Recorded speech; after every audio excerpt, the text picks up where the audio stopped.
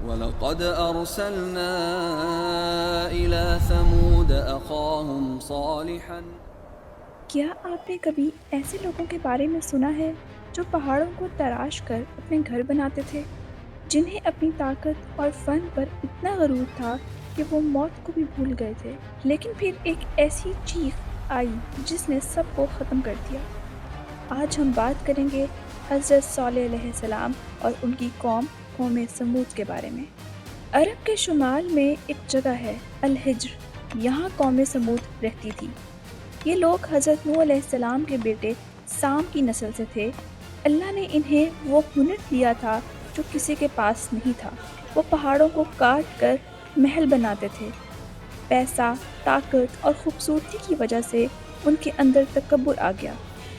وہ اللہ کو بھول کر بت پرستی میں ڈوب گئے۔ اللہ نے ان کے بیچ سے حضرت صالح علیہ السلام کو چنا۔ اے میری قوم، اللہ کی عبادت کرو، اس کے سوا تمہارا کوئی معبود نہیں۔ صالح علیہ السلام اپنی قوم میں سب سے زیادہ عقل مند اور شریف مانے جاتے تھے۔ انہوں نے کہا، اے میری قوم، ایک اللہ کی عبادت کرو، اس کے سوا تمہارا کوئی معبود نہیں۔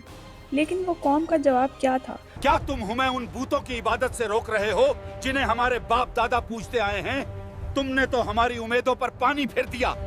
سورۃ النمل میں قوم سمود کا ذکر حضرت سلیمان علیہ السلام کے واقعے کے بعد آتا ہے۔ حالانکہ قوم سمود بہت عرصہ پہلے اس دور سے گزر چکی تھی۔ بہت سارے لوگ جو حضرت صالح علیہ السلام پر ایمان لے آئے تھے، انہوں نے بعد میں حضرت سلیمان علیہ السلام کو مانا اور آپ کی قوم میں داخل ہوئے۔ حضرت سلیمان کی قوم انہیں بہت بڑے قد و کاٹ کا انسان کہا کرتی تھی۔ یہی وجہ تھی کہ بہت سے لوگ یہ بھی مانتے ہیں کہ ان کی قوم میں جن تھے اور حضرت سلیمان علیہ السلام کی قوم سے کافی مختلف تھے۔ سورۃ الاعراف اور سورۃ ہود میں ذکر ہے کہ جب صالح علیہ السلام نے دعوت دی تو انہوں نے ایک نشانی مانگی۔ انہوں نے شرط رکھی کہ اگر آپ سچے ہیں تو اس سامنے والے سخت پتھر سے ایک ایسی اونٹنی نکال کے دکھائیں جو حاملہ ہو۔ صالح علیہ السلام نے اللہ سے دعا مانگی اور یہ معجزہ پورا ہوا۔ صالح علیہ السلام نے فرمایا، یہ اللہ کی اونٹنی ہے، ایک دن کنویں کا پانی یہ پیے گی اور ایک دن تم سب پیو گے۔ خبردار اسے کوئی تکلیف مت پہنچانا، ورنہ تم پر اللہ کا عذاب ٹوٹ پڑے گا۔ کچھ لوگ تو ایمان لے آئے، لیکن بڑے سردار اب بھی نفرت میں جل رہے تھے۔ قرآن سورۃ النمل میں بتاتا ہے کہ اس شہر میں 9 ایسے لوگ تھے جو صرف فساد پھیلاتے تھے۔ ان کا لیڈر قدر بن سالف تھا۔ یہ جانور ہمارے جانوروں کا پانی پی جاتی ہے، آج رات اس کو مار دیں گے۔ انہوں نے اونٹنی کو ختم کرنے کا فیصلہ کیا۔ ایک رات انہوں نے اونٹنی کی ٹانگیں کاٹ دی اور اسے قتل کر دیا۔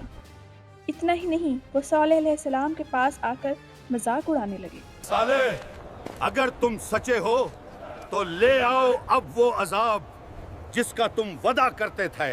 اس اونٹنی میں ایک معجزہ نہیں تھا، بلکہ وہ اونٹنی ایک نبی کی تھی، اور نبیوں کی سواری کوئی بھی ہو یا حتیٰ کہ اونٹنی یا کوئی بھی جانور، اگر اس کو ختم کیا جائے تو اس کا مطلب ہوتا ہے کہ اللہ کے پیغام کو روکا جا رہا ہے۔ قوم سمود اپنے اوپر عذاب خود لائی۔ حضرت صالح علیہ السلام نے بڑے دکھ سے کہا، اب اپنے گھروں میں صرف 3 دن مزے کر لو۔ یہ وعدہ جھوٹا نہیں ہے۔ پہلے دن ان کے چہرے پیلے پڑ گئے، دوسرے دن چہرے سرخ ہو گئے، تیسرے دن چہرے سیاہ ہو گئے۔ ڈر اور خوف ان کے دلوں میں بیٹھ چکا تھا۔ چوتھے دن کی صبح نہ کوئی لشکر آیا، نہ کوئی تلوار۔ آسمان سے ایک ایسی ہولناک چیخ آئی اور زمین میں اتنی زور کا زلزلہ آیا کہ قوم سمود کے لوگ اپنے ہی گھروں میں اوندے منہ گرے رہ گئے۔ ان کی طاقت، ان کے پہاڑوں میں بنے محل سب دھرے کے دھرے رہ گئے۔ صرف صالح علیہ السلام اور ان کے ایمان والے ساتھی بچ گئے۔ سورۃ النمل کا یہ واقعہ ہمیں سکھاتا ہے کہ انسان چاہے پہاڑ ہی کیوں نہ تراش لے، اللہ کی پکڑ سے نہیں بچ سکتا۔ جب اللہ نشانیاں دکھاتا ہے تو ہدایت مانگنی چاہیے، مذاق نہیں اڑانا چاہیے۔ ایک برا معاشرہ، سوسائٹی تب تباہ ہوتی ہے جب اچھے لوگ خاموش ہو جاتے ہیں اور برے لوگ فساد کرتے ہیں۔